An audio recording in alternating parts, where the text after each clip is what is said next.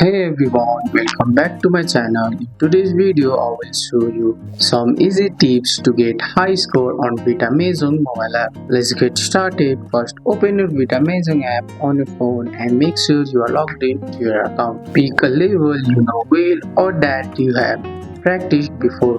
Familiar layout helps you play faster, which boosts your score. You can score higher the faster you match tiles. In many modes, lift over time at the end turns into bonus points, so keep a steady pace.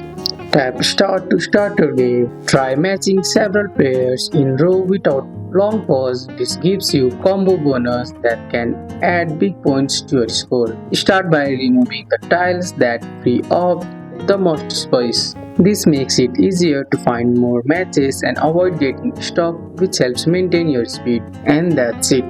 Play fast, make combos, and open up space to score higher in Vita Mahjong from your phone. That's all for today's video, guys. I hope you guys like this video. If you found this video helpful, drop a like, subscribe for more videos. Thanks for watching. See you in the next one.